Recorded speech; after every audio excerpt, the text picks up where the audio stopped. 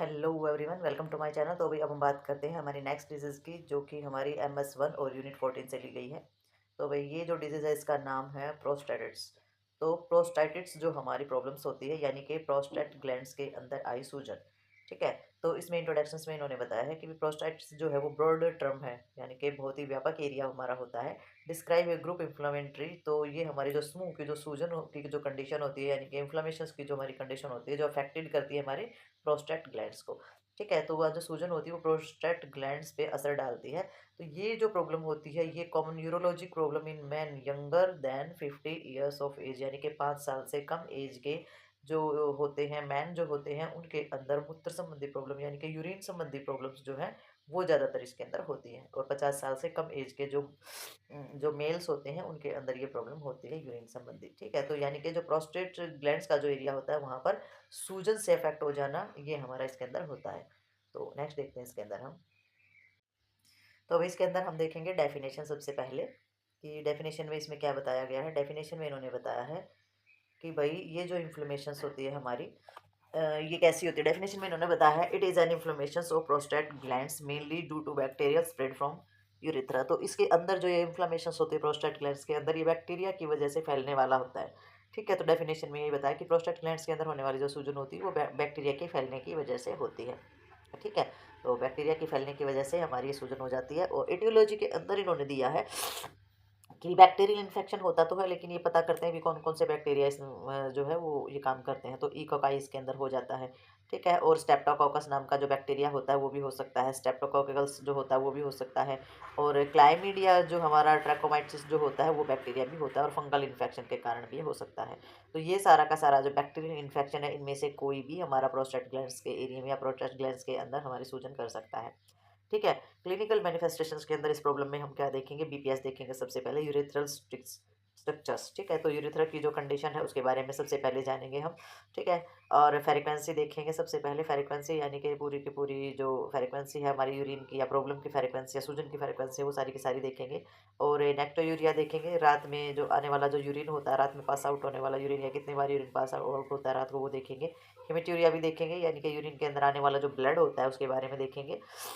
और भाई इसमें moderate of high fever with chills, और इसमें जो बुखार आता है, ठंड के साथ जो बुखार आता है वो भी हमने चेक करना है।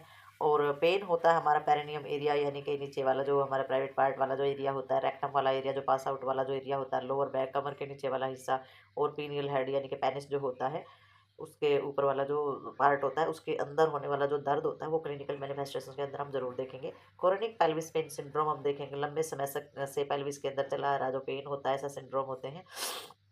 तो उसके बारे में हम देखेंगे। डायज़ूरिया देखेंगे, यूरिन पास आउट करते टाइम जो पेन या जो दर्द होता है उसके बारे में भी हम देखेंगे। यूरेजेंसी देखेंगे, यूरेजेंसी यानी कि अत्यधिकता होती है जिसमें कंट्रोल नहीं किया जा सकता यूरिन वगैरह पर, तो ये हमारी जो कंडीशन होती है ये भी देखेंगे। पेन आफ्टर एजोकुलेशंस, और वही जो एजोकुलेशंस होती है यानी कि जो वीर्य का संकलन होता है उसके बाद होने वाला जो पेन है वो भी इसके अंदर देखेंगे। यूरेथ्रल ऑब्स्ट्रक्शंस देखेंगे, यानी कि जो यूरिन की जो नली है उसमें किसी भी प्रकार की जो रुकावट है उसके बारे में भी देखेंगे।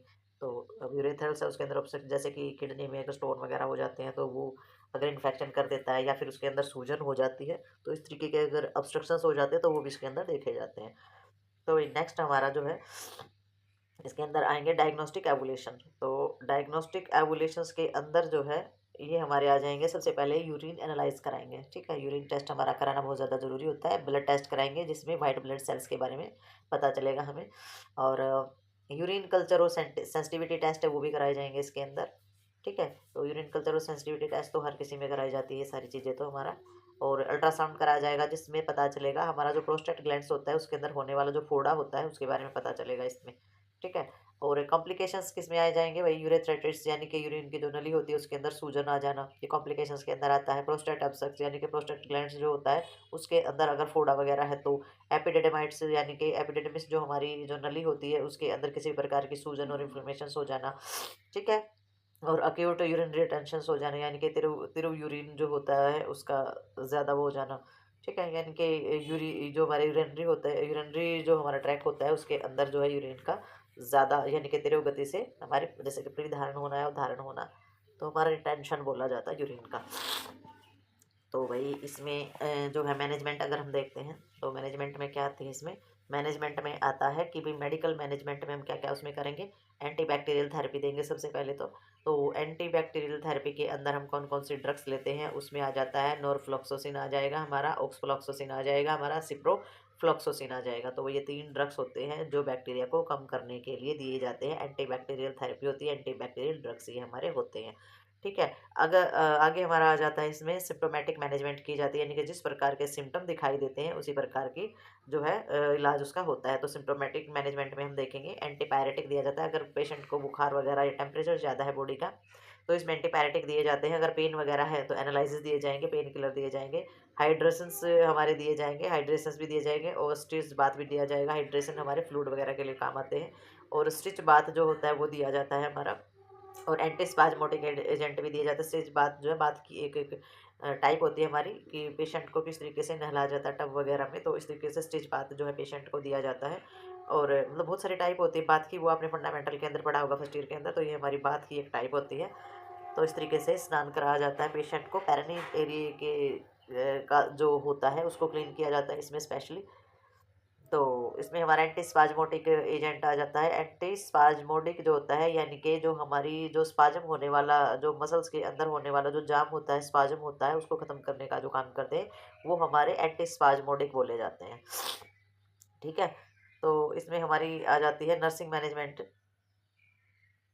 तो नर्सिंग मैनेजमेंट में हमारी आ जाएंगी कि भाई नर्सिंग डायग्नोज जो है वो कौन कौन से किए जाते हैं, नर्स जो है वो किन किन चीज़ों का ध्यान रखेगी।